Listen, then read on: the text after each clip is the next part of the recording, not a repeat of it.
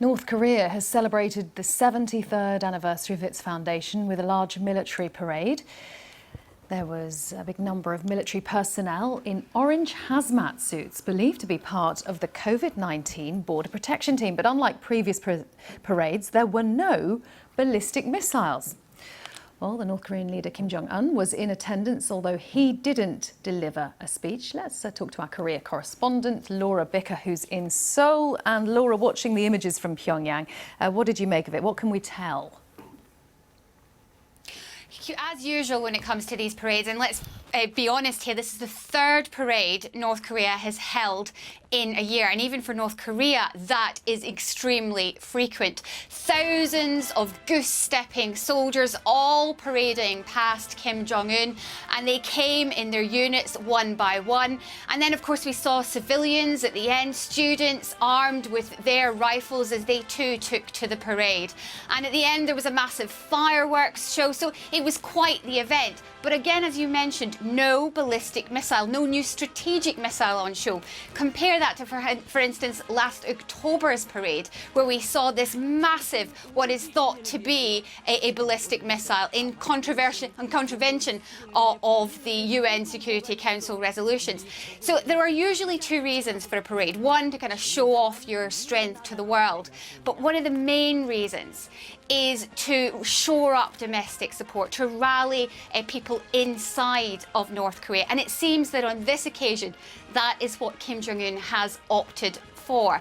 And when it comes to those three parades, it may well be that the domestic situation in North Korea is such that he does feel that he needs to rally the people at this moment. Food shortages are worsening, I am told, across the country. Even the regime itself admits that the harvest last year was poor and that they are facing a food crisis. And then, of course, the border has been closed since last January. That means trade, vital trade, isn't getting in from China. Trade is down by about 82% this year.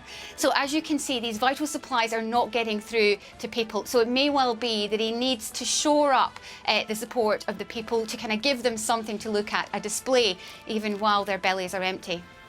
Right, one other question for you, Laura. We are just getting news in the last half an hour of North Korea being banned from the forthcoming Winter Olympics.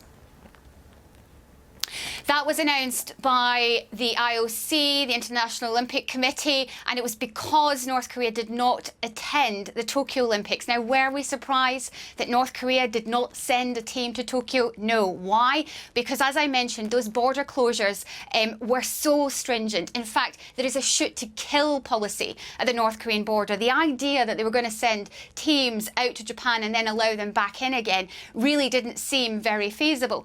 So when it came to the decision, that was a decision North Korea made. It contravenes IOC regulations, and they have been banned from participating in Beijing. What does that mean? Well, we haven't had any reaction from North Korea. I think there's a bit of disappointment here in South Korea. There's huge kind of memories of the Pyeongchang Winter Olympics, which were held here in South Korea just under 4 years ago. When the two Koreas came together, it was the start of the talks between North and South Korea and Kim Jong-un and Donald Trump. So I think there was a little bit of hope that perhaps the Beijing Olympics could provide a platform for inter-Korean relations, but it's not to be. OK, Laura, for the moment, thank you very much. Laura Bicker there in Seoul.